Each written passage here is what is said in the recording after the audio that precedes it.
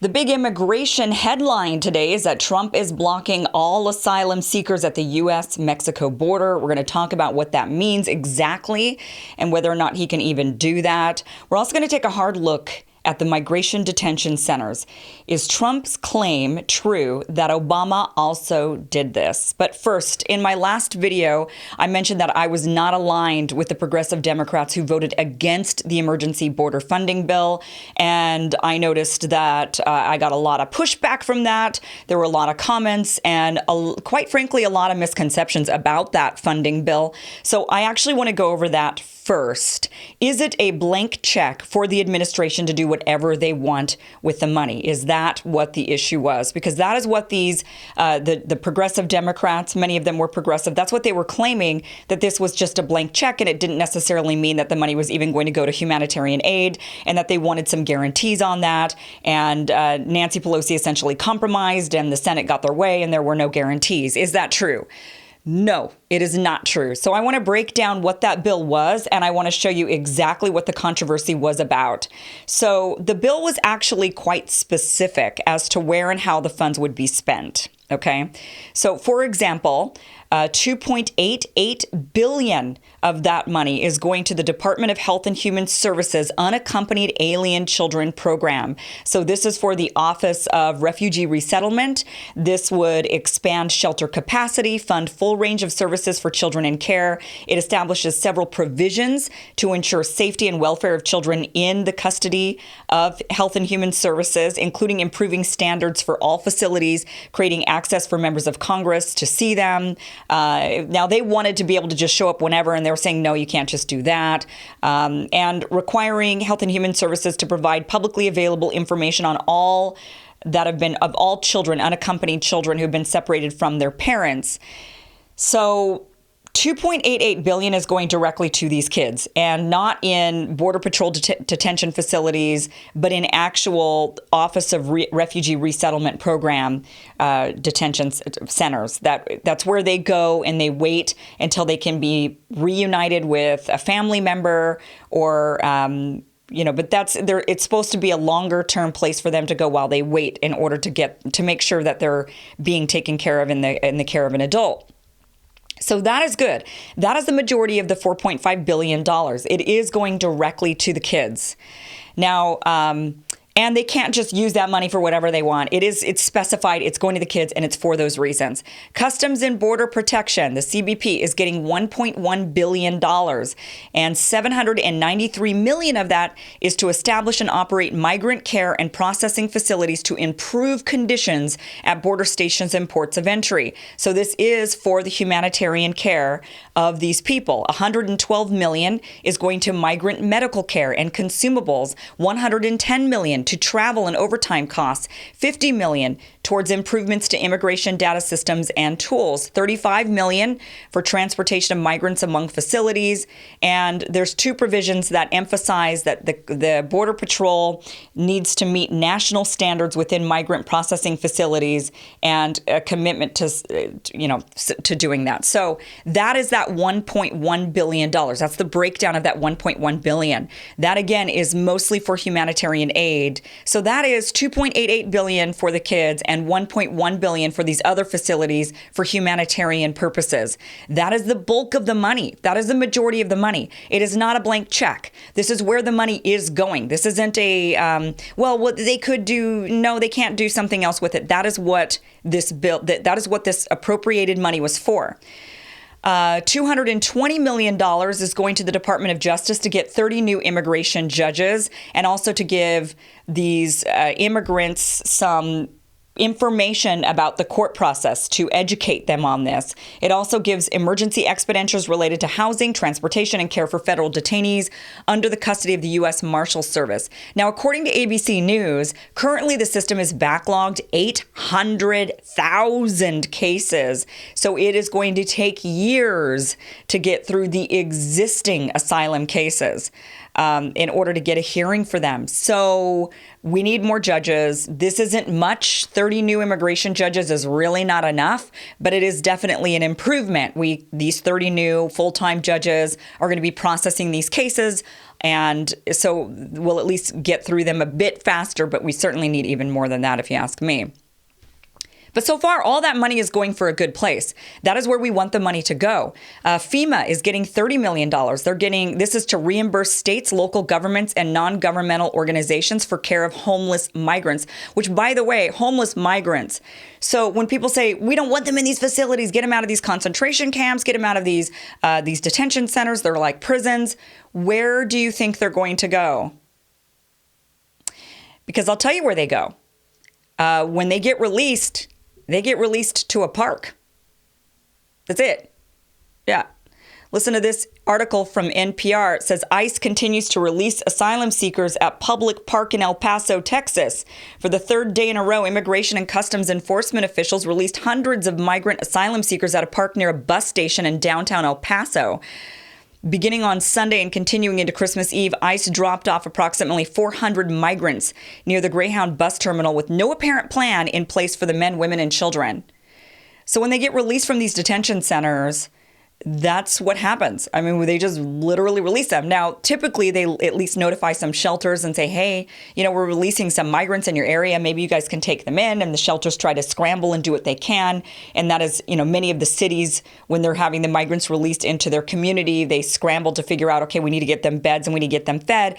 And the onus becomes on the city, unless these asylum seekers can get sponsors, which is really how traditionally asylum seekers have been acclimated or released into the community. It was through making sure that they had a sponsor. That is what happened with my mom and her family. They had to have a sponsor, and the sponsor and they had to wait in the migrant detention facilities until they had a sponsor. That sponsor could be verified, and then they would be released directly to the sponsor. That is historically how it's always been.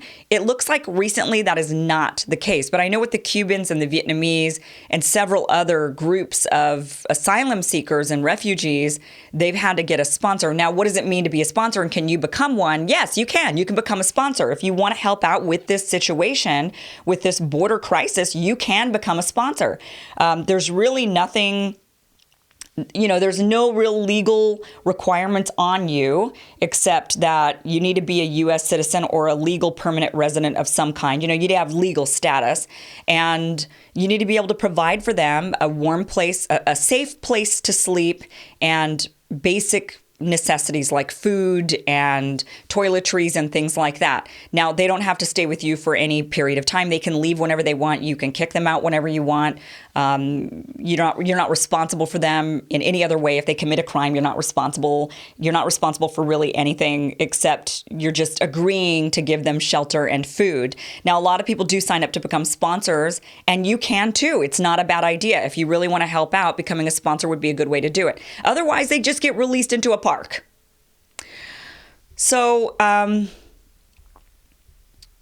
let's see here. The controversy over the bill came down to the remaining funds. So the majority of those funds, which was, over $3 billion, is absolutely going to humanitarian aid. It's going exactly where you want it to go, to the kids and to the other migrants in these facilities to improve the conditions of those facilities. The controversy came down to the remaining funds, $145 million to the Department of Defense.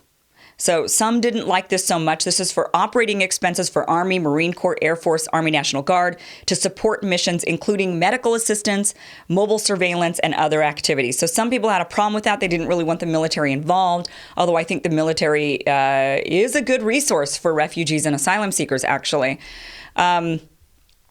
My mom went to a migration camp that was run by the military. And, the military is set up for this stuff. They have the infrastructure. They have the tents. They have the beds. I mean, they know what they go to war and they have to set up all this stuff. So they've got it all and they know how to do it and they do it really well. And so it's not a bad idea to use the military. But whenever Trump has tried to use the military, people get really up in arms about it because then they feel like it's, it just feels militant to people and they don't really like that feeling. So the government tries to not use the military as much as they can, but honestly, the military is the most well-equipped for this type of thing.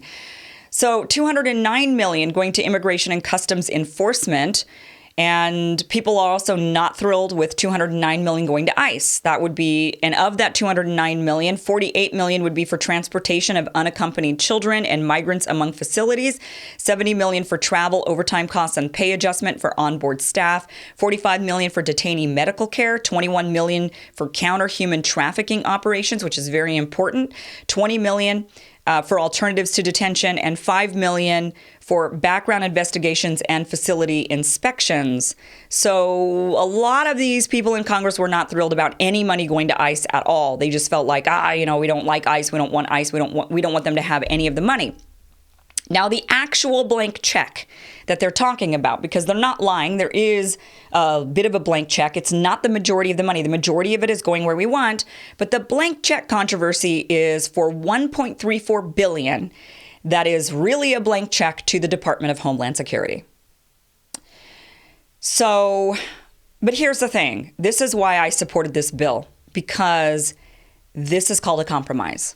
The GOP controls the House, the White House, and they control the Senate. So they control the White House and the Senate. Democrats only have the House of Reps. So there's no way a bill that favors whatever the Democrats want is going to pass through the other two places it needs to get through. There's just no way. And the reality of it is we've got migrants in detention centers who have emergent needs right now. And we need to get them food, supplies, medical assistance, beds. We need to get that to them right now. And you know what? If you have to give $1 billion for security, then that's what you have to do to get the other $3 billion for humanitarian aid. That's the compromise. And that to me is not that bad of one. $3 billion for the humanitarian aid versus $1 billion for the security efforts. And, the thing is that Congress was set to go on their July 4th holiday, and it would have absolutely been immoral to leave and go on holiday without solving this problem. They needed to do the vote. They needed to just pass this bill. They needed to get the funds to those kids and to those other migrants in these detention centers. Plus, they had plenty of time to negotiate this out had they actually listened to the administration. Now, I don't blame them for thinking that Trump was just like the boy crying wolf, because he'd been screaming for the longest time about the crisis at the border and wanting money for his wall. And this was his campaign rhetoric. And so many people, when the administration was saying, look, there's a crisis at the border, there's a crisis at the border, many people, including myself, were kind of like, yeah, right. There is no crisis at the border. When they were demonizing the migrant caravan that was coming up, it was like, really? How can you possibly think that this is a problem when the migrant caravan that came through in early 2018, 11 people were arrested for trying to cross the border? Our government can handle 11 people. Our Border Patrol is savvy enough and equipped enough to handle 11 people. I didn't think it was a crisis. Many people didn't think it was a crisis. Turns out it's an actual crisis. The numbers have just really astronomically increased at the border, which is a whole nother subject as to why. And I'll definitely want to get into that in a future video, because there is a lot to dissect there. But we're seeing an unprecedented number of people showing up at the border. It's very strange, because you would think that less people would show up at the border with the way Trump's rhetoric is. He's saying all the things that you would need to say to scare people away, yet people are showing up at our border in droves and in droves. And the administration and Border Patrol have been screaming about this, saying this is an absolute crisis. This is a crisis. They were saying, look, 5,000 is overwhelming. 6,000 is a crisis. We've got 13,000 showing up every single day. It's way too much. We don't know what to do. So the administration has been asking for more money for the border since March. And Congress had the time to go and the opportunities to go and check it out for themselves, but never did, just saying this was a manufactured crisis, that it wasn't real, yada, yada, yada. The administration continued to say, no, guys, this is an actual crisis. And they continued to ask for the money. He was asking for the money in March, in April, and in May. Reports in May, if you Google it, you'll see 20 or 30 articles of the administration asking for $4.5 billion for the border, the exact amount. Nobody paid attention. Then June rolls around, and finally at the end of June, after 2 months of the administration really fully screaming for this money, finally members of Congress decide to make it to these border detention facilities, and then they start screaming about the conditions at these border facilities, and they start are pointing the finger at the Trump administration saying, how dare you, you monsters. And the Trump administration, look, I hate to defend the guy, but the facts are the facts. The Trump administration turned around and said, we've been telling you guys this for months. You guys have the purse, you're Congress, you control the money. We've been asking you for the money for months. You guys were thinking we were making this up. We're not making this up. Now you're seeing how bad it is.